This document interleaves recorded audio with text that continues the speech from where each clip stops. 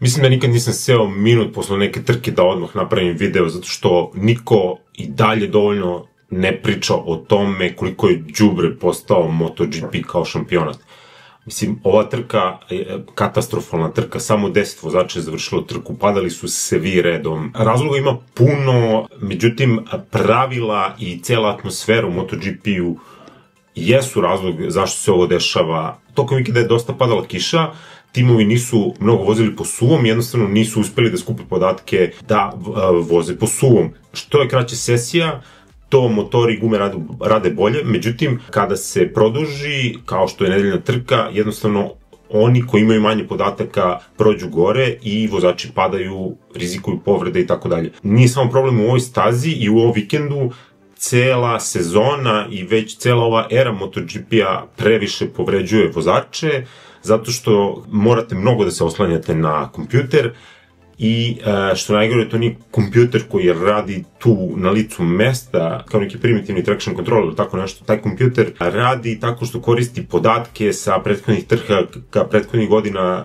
tuđih testiranja, drugih takmičenja i to se sve puni u jedan super kompjuter koji napravi plan za trku i onda tokom trke kompjuter motora bukvalno adaptira svaki krug, odnosno elektroniku motora za svaki krug i ovo je previše komplikovano, previše opasno, previše glupavo, dovelo je do toga da se stvorila jedna veoma slaba era MotoGP-a koja je eksponirana dolaskom Marka Marqueza u fabrički Ducati koji u prvoj polovini sezone nije čak bio ni najbrži motor u šampionatu, to je bio Gresini, čini mi se su fabrički tim i Gresini tu negde sad izjednačeni i pogledajte koliko je Marquez bolji. To je problem što je šampionat godinama bukvalno đubren sa prosečnim, u najboljem slučaju prosečnim vozačima koji su na razne načine dolazili do tog Ducati, onda dolazili do nekih rezultata, nekih brojeva, nekih ugovora i sad su zauzeli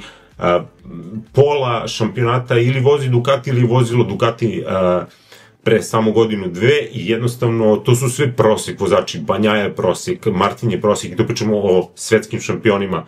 Šta ti kreće ovim ljudima koji nisu toliko pobeđivali, koji nisu bili svetski šampioni.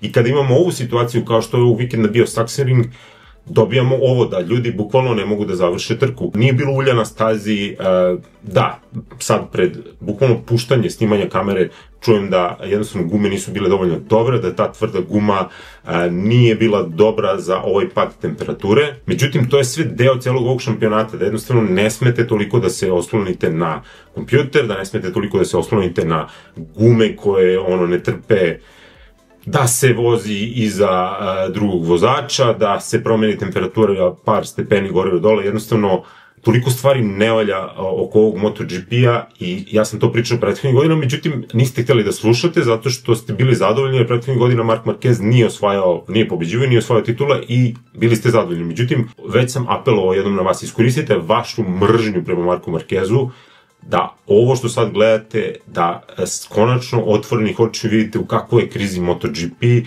da jednostavno Banjaja i Martin nisu nikakvi šampioni, da Banjaja nema nikakvu, ne znam kako, vanserijsku kontrolu kočenja, kao što sam morao da slušam prethodnih par godina, iako je tu pitanju jedan sasvim prosječan čovjek. Mislim, Quartararo je daleko bolji vozač od Martina i od Banjaje i od svih na gridu, osim naravno Marqueza. Ko je završio ovu trku? Završili su 4 najbolja motora, znači Gresini i Ducati fabrički, i završio je Quartararo među prvih 5, znači najbolji vozač na svetu koji nije Ducati. I za šta se dešavalo? Katastrofa. Di Antonio kako je pao, strašno, ostali vozači su padali slično.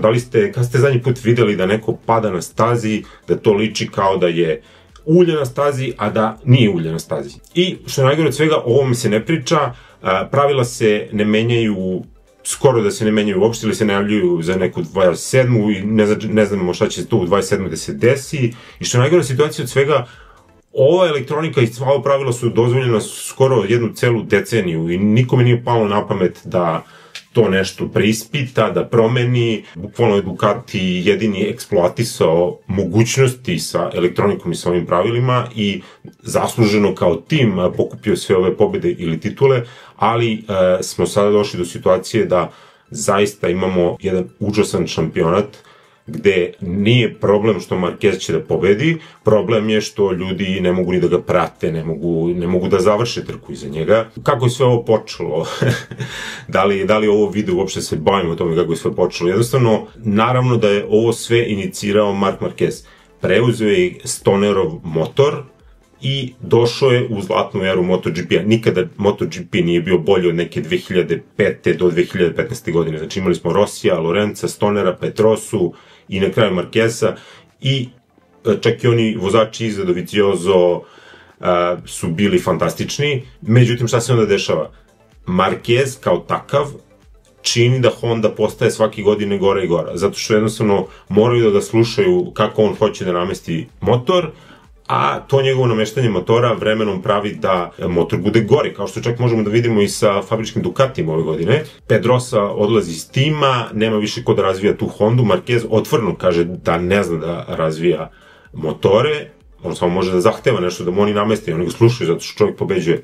I Ducati iskače sa svojom elektronikom, nije snaga motora, nije, ne znam, V položaj, ovakav položaj motora, to su sve budalaštine, nije brzina na pravcu, nije konjska snaga, ništa od toga, to nikakav nije problem za ostale timove da naprave, elektronika je problem. Naravno, dešava se taj pad Marqueza koji u neku ruku nije uzrok ovog dešavanja, nego je posledica ovih godina u MotoGP-u. Faktički Suzuki odlazi, Quartararo i Yamaha se tu negde drže, Aprilia i KTM su negde između i faktički Ducati ostaje sam sa svojim prosječnim vozačima koji su dobili posao preko veze ili jednostavno sa lošom ponudom vozača i dobijamo situaciju gde imamo kao neke svetske šampione i kao neke vozače koje sve eksponirao Marc Marquez još prošle godine, a tek ove godine. Znači sve te priče koje su pričane poslednje 3-4 godine su tako pale u vodu ove godine i ove Marquezove pobede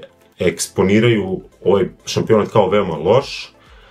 Ono što me još više plaši u poređenju sa, ne znam, Formula 1 ili nekim drugim takmičenjima, što pravila ne mogu tako brzo se promene, niko ne traži promenu pravila, niko ne kaže šta treba se promeni u pravilima, jednostavno ovakve stvari se ne analiziraju, ne priča se o ovome, priča se tu o nekim rekordima, o Agostiniju, o Rosiju, o Marquezu, sve nekim stvarima koje mene ne interesuju kada dođe da se gleda nedeljna trka, koja je loša.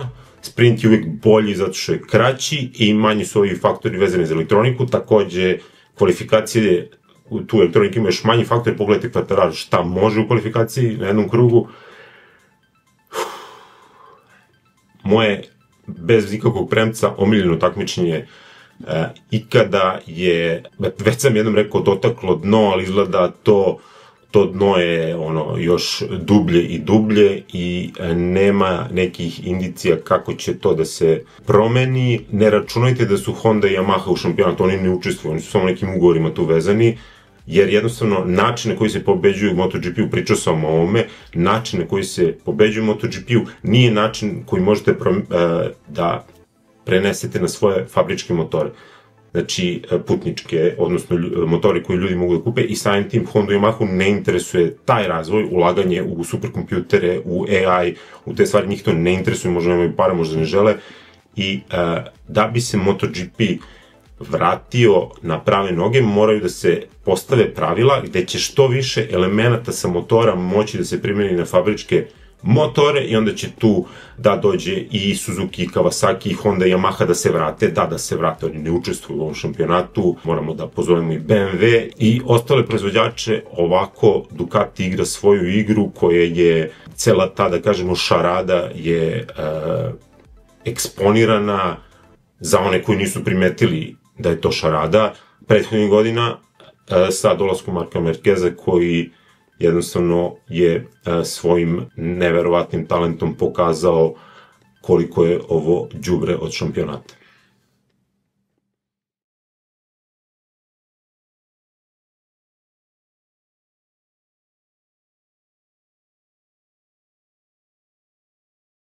Padali su se vi redom i ko treba i ko ne treba